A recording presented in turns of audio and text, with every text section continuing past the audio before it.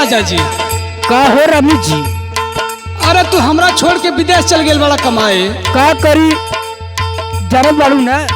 और यहाँ तोहार भाई कितना अति कैले बा सुना तारा। का कैले बा? छोटका कुछ कैलेस का रे? हाई सुना बतावत है का कैले बा। का कैले बा बोल। जब से छोड़ के गईला हमरा के, जब से छोड़ के गईला हमरा के बाहरवाए बलम जी, घरे देवरा लूटा ताला हरवाए बलम जी।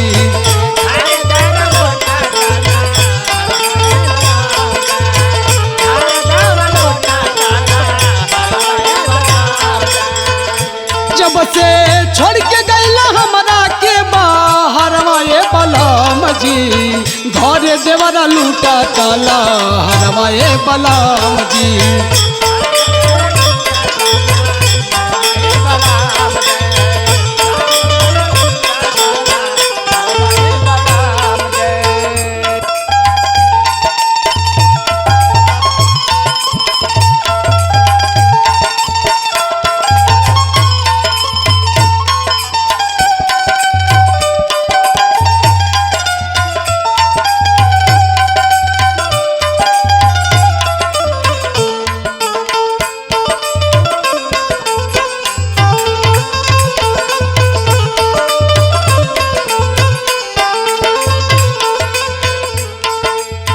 बात हमर माने नाही के तनो मनाइले।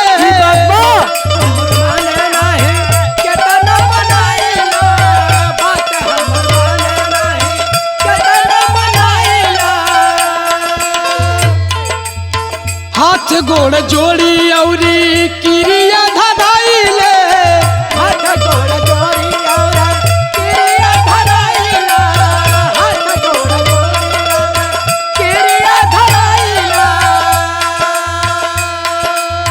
बात हमर माने नाही के तनो मनाइले, हाथ गोड़ जोड़ी औरी किरिया धराइले।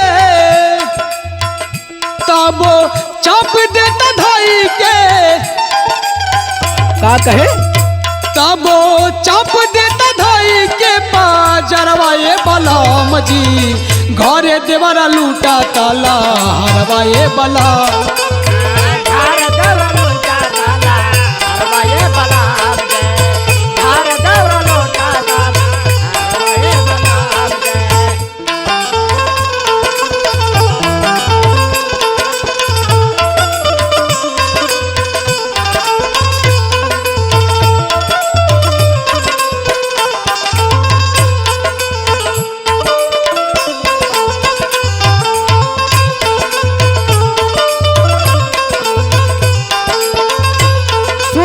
सुन सुनावा।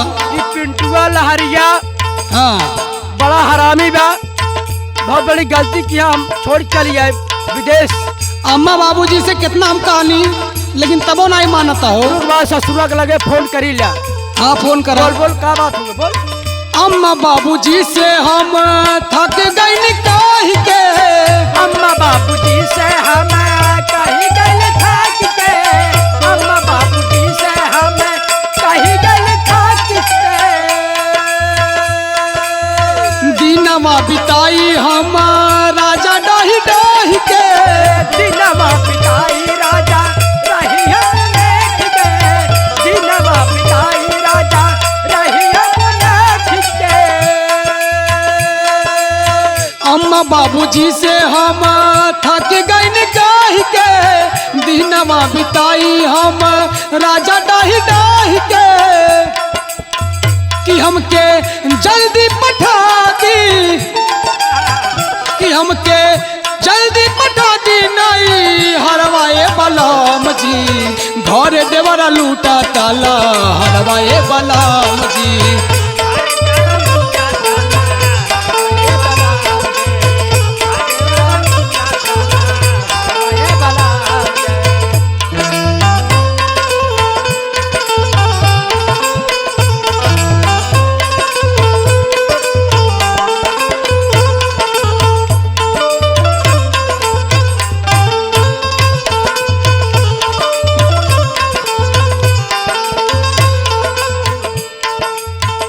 हमार बात सुना, तू घरे चली आवा, ठीक बा? अच्छा हाँ आई सुना, बात तो हमर मानी राजा घरे चली आई हो।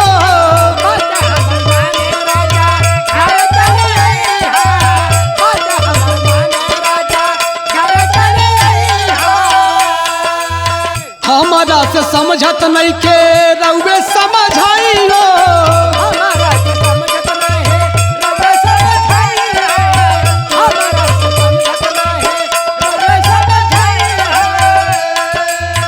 बात हमर मानी राजा घर चली आई हो, बात हमर समझत नहीं के रउवे समझाई हो।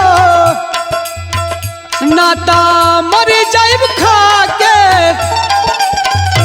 नाता मरी जाइब खा के हम जहरवाए बलम जी, घरे देवरा लूटा ताला हरवाए बलम जी।